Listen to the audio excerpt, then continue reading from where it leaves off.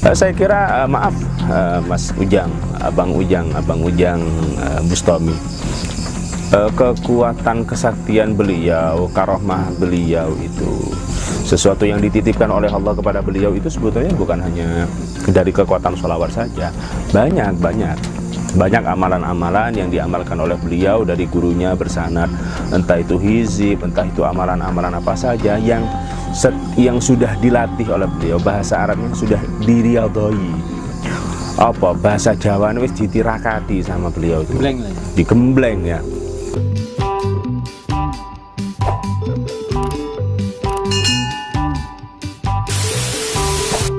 Assalamualaikum guys, jumpa lagi dengan saya YouTuber Kandang Manis dari Jawa Timur. Mengaku itu boleh dan murah, diakui atau tidak kandangnya terserah Anda, bebas. Kebetulan malam ini malam spesial bagi saya karena saya berkunjung ke pondok pesantren As-Sayyidah Fatimah. Dan kebetulan kali ini saya bersama Ustadz Nuril, pengasuh pondok pesantren As-Sayyidah Fatimah, dan kita di sini mau membahas tentang kesaktian Ujang Bustami yang fenomenal di YouTube ya. Mungkin sudah tidak heran lagi ya bagi sobat YouTuber di sana, Ujang Bustami ini, dan karena ya memang ekstrim ya menurut saya apa yang dilakukan konten-konten dari Ujang Bustami ini. Dan di sini saya tidak akan bicara banyak, biar nanti kita akan ambil keterangan, membedah apa sih sebenarnya yang kekuatan kesaktian dari Ujang Bustami, Ustadz Ujang Bustami dari Cirebon ya, dari Cirebon. Dan di sini kita langsung tanya-tanya langsung kepada pakar lah ya boleh dibilang di sini. Kan Ujang Bustami kan pondokan juga, dan di sini kan ada Ustadz Nuril, pengasuh pondok pesantren As-Sayyidah Fatimah, dan pasti mengerti lah, kan sama sanatnya pasti sama lah ya Ustadz ya. Jadi di sini gini Ustadz, apakah Pak Ustadz juga pernah menonton atau mengetahui tentang konten-konten Ujang Bustami yang kebetulan sudah viral dan rame di media sosial, khususnya di YouTube? Monggo Pak Ustadz. Ujang Bustami ya, pernah nonton beberapa kali. Memang Masya Allah, tujuannya itu memang ya membongkar rahasia-rahasia kekuatan dukun-dukun atau paranormal, atau kira-kira mungkin dianggap orang yang di luar syariah, mungkin pengobatan yang di luar syariat, atau praktisi-praktisi apa mungkin itu yang oleh Ujang Bustami itu datang ke sana. Tahu. Jadi begini Ustadz, kebetulan kan banyak rasa penasaran yang yang terselip di pikiran banyak orang ya, karena setiap kali ada sesuatu yang rame viral pasti diteliti oleh sobat YouTuber ya, tidak dicerna secara langsung ya. Karena gini, saya sering melihat konten-konten Ujang Bustami itu berhadapan-hadapan dengan dukun-dukun santet ya, yang ekstrim sekali, dan itu menurut saya apalagi di Jawa Timur ya pasti itu resikonya sangat gede sekali ya bagi Pak Ustadz Ujang Bustami, dan berani sekali. Begini Ustadz, itu kesaktian apa sih sebenarnya karena yang dimiliki oleh Ujang Bustami ini, sehingga seringkali kan kita lihat Pak Ustadz Ujang Bustami ini di depan ketika berhadapan-hadapan ya, membaca sholawat tiba-tiba gerudak-geruduk lawannya ini, sang pemilik santet ini tepar dan kalah kayak gitu ya. Saya ya sering berhalusinasi membayangkan yang perbandingan antara kalau ini di dukun di Jawa Timur, dukun di Jawa Barat kayak gitu nanti. Dan di sini saya mohon penjelasan dari Pak Ustadz, barangkali nanti ada pemecah bagi kami ini yang ya boleh dibilang orang di bawah ini, agar apa sih sebenarnya kok setiap kali sholawat sakti sholawat yang istilahnya kesaktiannya Ujang Bustami itu dari apa? Ya monggo Ustaz. Jadi mengenai kesaktian Ujang Bustami, kenapa baru sekali dibaca sholawat Allahumma sholli ala Muhammad langsung yang dihadapi itu langsung tepar seperti itu. Saya kira maaf Mas Ujang, Abang Ujang Bustami. Kekuatan kesaktian beliau, karomah beliau itu sesuatu yang dititipkan oleh Allah kepada beliau itu sebetulnya bukan hanya dari kekuatan sholawat saja. Banyak Banyak amalan-amalan yang diamalkan oleh beliau dari gurunya bersanad, entah itu hizib, entah itu amalan-amalan apa saja yang sudah dilatih oleh beliau. Bahasa Arabnya sudah diriyadhoi. Apa bahasa Jawa wis ditirakati sama beliau itu. Digembleng ya. Sehingga beliau itu menjadi orang yang anggaplah sakti seperti itu. Ya bukan anggap, memang sakti, punya kelebihan seperti itu ya. Kalau misalkan beliau mengelak, oh enggak, kekuatan saya itu misalkan ya hanya dari sholawat, saya nggak pernah ngamalkan apa-apa misalkan. Oke. Apakah bisa memang sholawat itu bisa menjadi penghancur santet, penghancur apa namanya sihir ya, apa atau pelet apa saja? Jadi begini, sholawat ampuh untuk apa saja, asalkan dilatih lebih dahulu, dilatih dengan niat tertentu. Kalau misalkan sholawat, Mas Sahi baca sholawat untuk bayar hutang, ya sudah, yang tembus bayar hutang, seperti itu.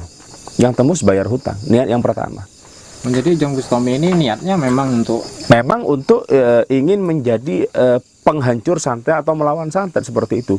Dia baca sholawat ya, baca sholawat sampai sudah punya energi sholawat di dalam dirinya, mendapatkan syafaat Rasulullah, mendapatkan rahasia-rahasia atau nur sholawat dalam dirinya, sehingga dengan kekuatan sholawat yang sudah dilatih itu beliau mendapatkan kekuatan, kelebihan dari Allah untuk dapat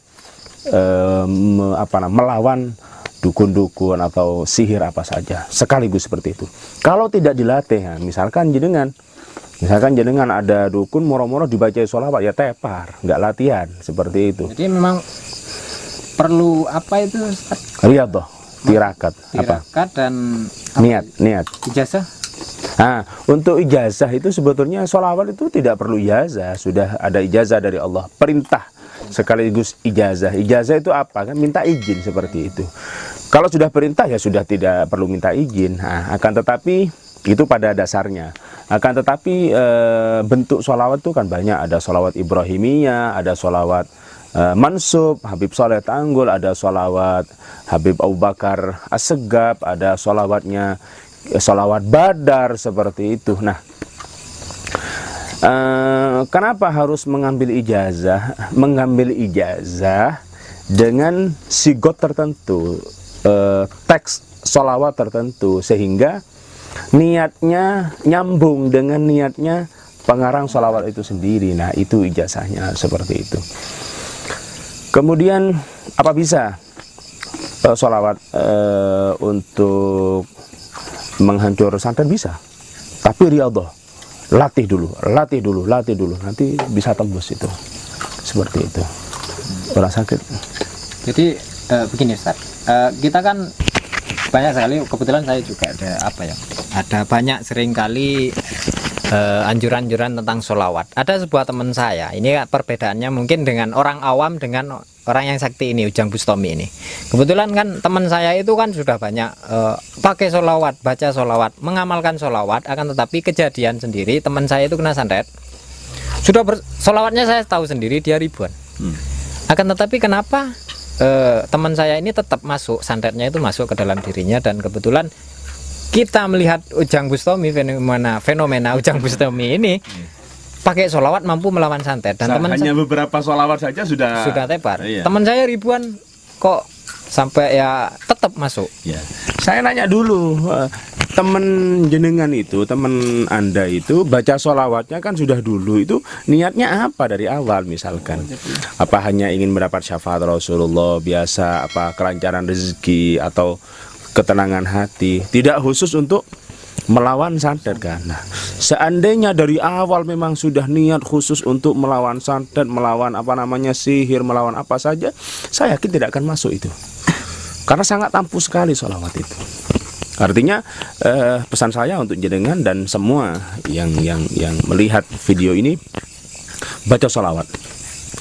Jadi baca sholawat beberapa ribu, niatkan umum untuk keselamatan dunia akhirat, dan beberapa ribu lagi diniatkan, diistiqomahkan, dilatih setiap hari, ya, dilatih setiap hari, hanya diriyadhoi setiap hari untuk baca sholawat dengan niat tertentu.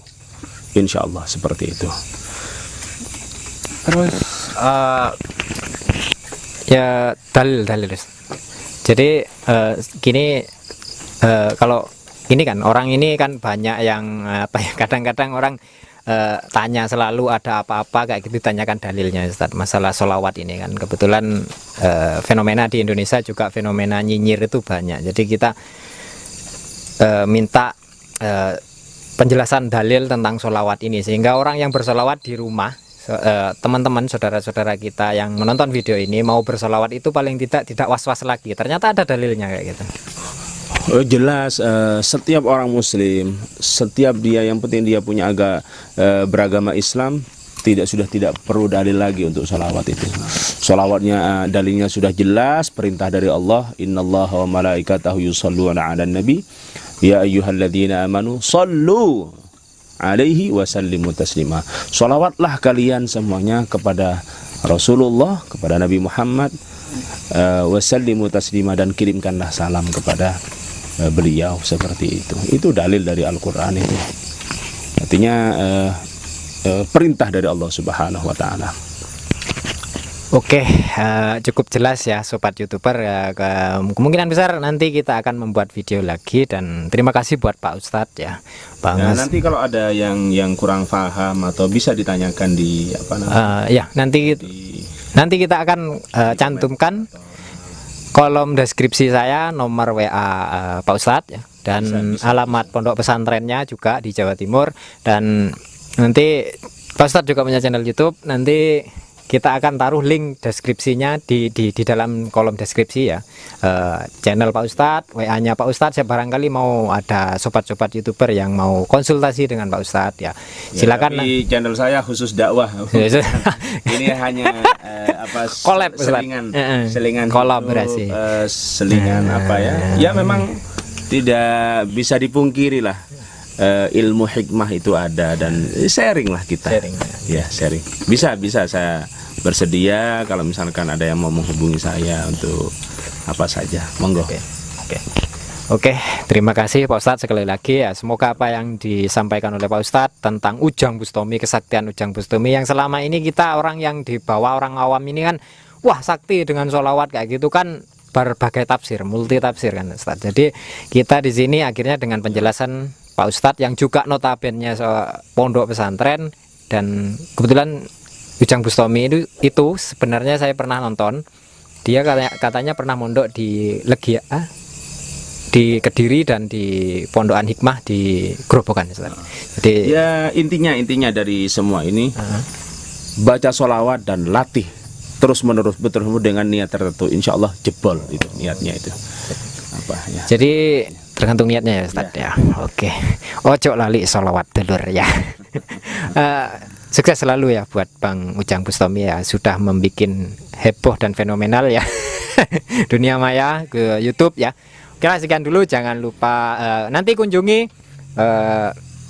channel Ustadz Nuril ya, pengasuh pondok pesantren Sayyidah Fatimah. Dan saya akan taruh nomor WA-nya juga di kolom deskripsi, barangkali Anda mau konsultasi kayak gitu. Dan sekian dulu ya guys. Silakan Anda, jangan lupa support terus channel ini, subscribe, like, dan share ya, karena layanan subscribe ini gratis untuk Anda, tidak akan menambah hutang negara. Terima kasih.